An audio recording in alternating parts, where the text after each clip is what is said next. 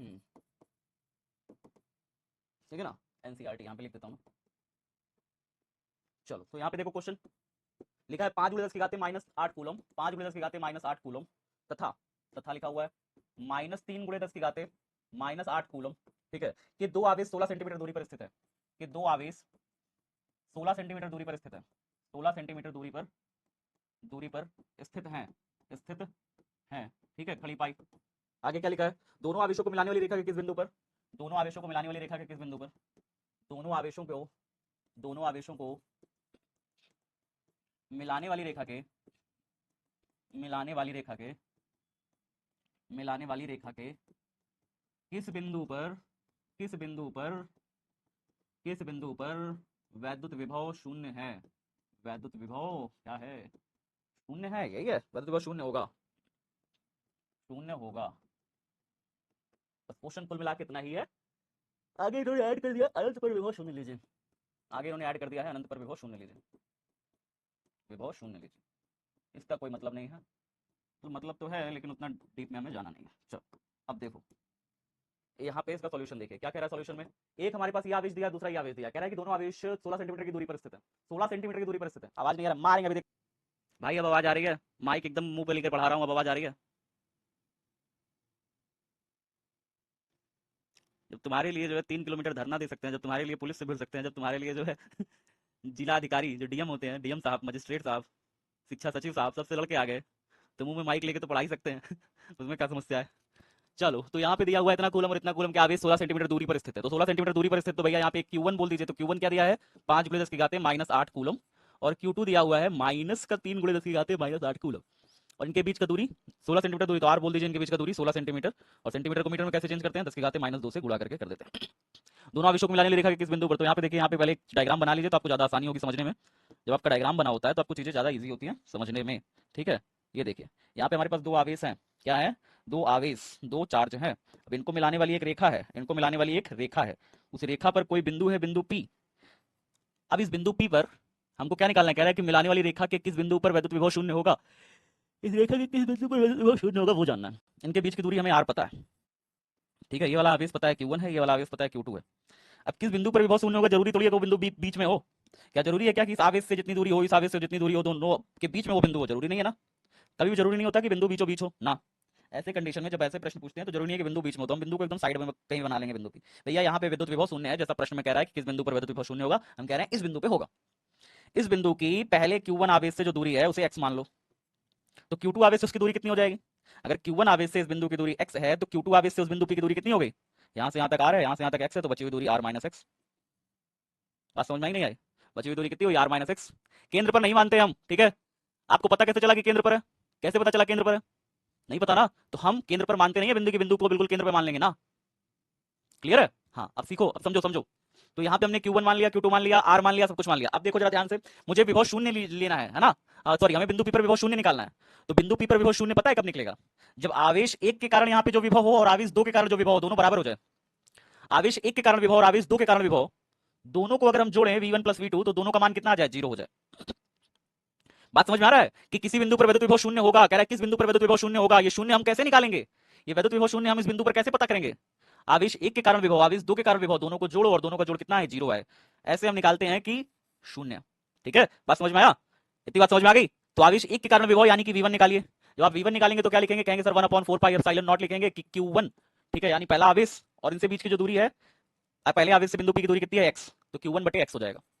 ठीक है, इसका मान बताइए, 9 × 10 की घात 9 इंटू में Q1 का मान पता है, हाँ सर पता है, 5 × 10 की घात -8, 5 × 10 की घात -8 बटे में कितना x, V1 बराबर, और थोड़ा सॉल्व करो, 9 × 5 = 45 इंटू में 10 की घात 9 में से 8 चला गया, 10 की घात 1 आ गया बटे में x, 10 की घात 1 से गुणा करो तो 450 हो गया, ये तो 450 बटे x हो गया। क्या बात है सर, समझ में आ गया। आगे देखो V2 निकालेंगे, अब V2 निकालेंगे बाबू, अब क्या निकालेंगे, V2 निकालेंगे, तो V2 बराबर कितना हो जाएगा, 1/4πε0 Q2 बटे, Q2 से दूरी कितनी है, Q2 से दूरी कितनी है बिंदु P की, r - x, Q2 से बिंदु P की दूरी कितनी है, r - x, 1/4πε0 का मान फिक्स है, 9 × 10 की घात 9, Q2 का मान कितना दिया है, -3 × 10 की घात -8, तो यहाँ माइनस साइन के साथ लिखोगे, -3 × 10 की घात कितना, -8, और बटे में दूरी r का मान पता है हमें, r का मान कितना दिया है, 16 × 10 की घात -2, यार 16 × 10 की घात -2 और माइनस में x, ऐसे करके। और अगर आप ये 10 की घात -2 नहीं रखोगे ना, मान लो अगर आप ये -2 नहीं रखोगे तो जो आपका x आएगा वो भी सेंटीमीटर में आ जाएगा। मेरी बात समझो, अगर आप ये 10 की घात -2 मान लो ना रखो कि भैया गुणा भाग करने में बहुत दिक्कत होगा, 10 की घात -2 ना रखें, तो आप ना रखो, कोई दिक्कत की बात नहीं है। लेकिन फिर उस कंडीशन में आपका x का मान भी सेंटीमीटर में आ जाएगा, मीटर में नहीं आएगा। तो इसलिए हम ये कह रहे हैं कि भैया अच्छे अच्छा होगा कि आप इसको ऐसे ही रखो, 16 में ही रखो, 16 ही रखो, ज्यादा सही है। सेंटीमीटर में मीटर में बदलो ही मां, सेंटीमीटर में ही रखो, ठीक है, ताकि कैलकुलेशन भी इजी हो और एक्स का मान अपने आप सेंटीमीटर में भी आ जाए। बात समझ में आ रहा है? ठीक है, तो चलो आगे देखते हैं, इसको थोड़ा सा सॉल्व कर लो। 9 त्रिक कितना हो गया? 9 त्रिक 27 हो गया, 27, और बोले 10 की घात कितना हो गया? 9 में से 8 चला गया, 9 में से 8 चला गया, 1 आया। 9 त्रिक 27 आया तो माइनस का 27 आया ना, 9 त्रिक 27 माइनस 27, और 10 में से 9 में से 8 चला गया, 1 आ गया, बटे में 16 माइनस एक्स। और यहाँ से आगे करोगे तो v2 बराबर कितना आ जाएगा? माइनस का 270, माइनस का 270 बटे में कितना आया? 16 माइनस एक्स। ये एक, इसको ब्रैकेट एक बंद कर दो, इसको ब्रैकेट बंद कर दो, ठीक है, इसको ब्रैकेट बंद कर दो, ठीक है। एक्स स्क्वायर होगा ना बेटा, कहाँ से एक्स स्क्वायर तुम कर लोगे? नीचे एक्स स्क्वायर नहीं होता, विद्युत विभव, जब बिंदु आवेश के कारण विभव निकालते हो तो नीचे एक्स स्क्वायर कहाँ होता है? तानिया बेटा, जब आप बिंदु आवेश के कारण r दूरी पर, x दूरी पर विभव निकालते हो किसी बिंदु p पर, v बराबर 1/4 पाई एप्सिलॉन नॉट q बटे r ना होता है। बिंदु आवेश के कारण विभव कितना होता है? जब द्विध्रुव के कारण विभव निकालते हो, द्विध्रुव के कारण विभव, तब होता है 1/4 pi epsilon not p cos theta upon में r स्क्वायर। द्विध्रुव के कारण विभव निकालते हो तो ये होता है, बिंदु आवेश के कारण विभव निकालते हो तो आर ही होता है। थोड़ा सा क्लियर रखो अपने मस्तिष्क को, ठीक है, कोई बात नहीं, कंफ्यूजन होता है बच्चों को। चलो, तो v1 निकल गया हमारा, v2 निकल गया, दोनों तो हमारे मान निकल गए ना। तो मैं आपको बताया कि हमने आपको क्या बताया, हमने आपको बताया कि कह रहा है कि आवेशों को मिलाने वाली रेखा के किस बिंदु पर, आवेशों को मिलाने वाली रेखा के कोई बिंदु, बिंदु p पर विद्युत विभव शून्य होगा। तो हमने मान लिया बिंदु p पर विभव शून्य होगा, और बिंदु p पर विभव कब शून्य होगा? जब आवेश 1 के कारण विभव, आवेश 2 के कारण विभव, दोनों विभवों को जोड़ दें और जोड़ कितना आए? शून्य आए। तो हमने यहाँ पे दोनों को जोड़ा और जोड़ कितना आया? 0 के बराबर आया। हमने v1 निकाल लिया, हमने v2 निकाल लिया। अब दोनों को जोड़ेंगे और जोड़ने पे कितना आना चाहिए? शून्य आना चाहिए। तो हम लिखेंगे अतः बिंदु p पर, अतः बिंदु p पर क्या हो रहा है? बिंदु p पर v1 और v2 का जोड़ क्या होना चाहिए? 0 होना चाहिए। v1 का मान कितना आया? 450 बटे x आया, प्लस v2 का मान कितना आया? माइनस में 270 बटे में 16 माइनस एक्स, यही ना आया, देखो, ठीक है। हाँ जी, अब ये कितना आ जाएगा? बराबर 0 होना चाहिए। इसका एलसीएम ले लिया जाए, बोलो हाँ सर ले लिया जाए, बोलो ले लिया जाए, हाँ सर ले लिया जाए।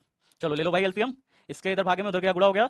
450, 16 माइनस एक्स, प्लस माइनस बीच में माइनस हो गया, एक्स उधर गुणा हो गया 270 एक्स। कितने साथियों को समझ में आया, कितने साथियों को नहीं आया? मुझे लगता है सबको आ गया होगा। नहीं आया बेटा? आ गया, झूठ मत बोलो। इसको इधर गुणा किया, इसको इधर गुणा किया, प्लस माइनस बीच में माइनस कर दिया, और क्या किया? तेरी गुणा ही तो कर रहे हैं, नीचे वालों को आपस में गुणा किया, नीचे वालों को आपस में गुणा करोगे क्या हो जाएगा? एक्स इंटू में 16 माइनस एक्स, ठीक है। कितने बच्चों को समझ में आ गया? चलो, अब ये भागे में है पूरा, उधर जाएगा तो गुणा हो जाएगा, ये भागे से उधर गया तो पूरा गुणा हो गया। हमारे पास कितना बचा? 450 को 16 से गुणा करो, 450 को 16 से गुणा करेंगे तो मेरे पास तो कैलकुलेटर है, मैं कर दूंगा फटाक से, ठीक है। 450 को 16 से गुणा करो, 450 गुणा 16, ठीक है, कितना आया? 7200 माइनस 450 को एक्स से गुणा करो, 450 को एक्स से गुणा करूंगा तो कितना ही आएगा? 450 एक्स, ठीक है, और माइनस में हमारे पास 270 भी है, एक्स बराबर 0। ये पूरा भागे से उधर गया तो, पूरा भागे से उधर गया तो गुणा हो गया, 0 के साथ गुणा होगा तो क्या हो जाएगा? सब 0 हो जाएगा। अभी माइनस माइनस जुड़ के कितना हो जाएगा बताइए? 450 प्लस में 270, ठीक है। कौन कॉल कर रहा है? हेलो, बताओ बाबू जल्दी। सचिन बोल रहे हाँ, सचिन भैया। सचिन भैया कह रहा है। चलो आगे देखो बेटा, ठीक है। प्लीज स्टार्टिंग से इस क्वेश्चन को रिपीट कर दीजिए बेटा, बिल्कुल नहीं करेंगे, बिल्कुल नहीं करेंगे, ठीक है। जब स्टार्टिंग से करा रहे थे तो सो रहे थे क्या? मुझे बस एक चीज का जवाब दे दो बेटा, फिर मैं कर दूंगा, ठीक है। हाँ, चलो आगे देखो, इन दोनों को गुणा करो, कितना हो जाएगा? जोड़ोगे कितना हो जाएगा? 270 को हो गया 720, तो कितना आ गया प्यारे बच्चे? 6200 माइनस में 720 एक्स बराबर में 0। अब माइनस में 720 एक्स उधर गया तो, माइनस में 720 एक्स उधर गया तो प्लस में 720 एक्स हो जाएगा। 6200 बराबर, ये उधर गया तो प्लस में 720 एक्स हो गया, ठीक है। अब देखो, एक जीरो से एक जीरो कटा, 72 से 720 कितनी बार में कटेगा? 10 बार में, 10 बार में कटा, तो एक्स बराबर कितना आया? एक्स बराबर आया 10 सेंटीमीटर।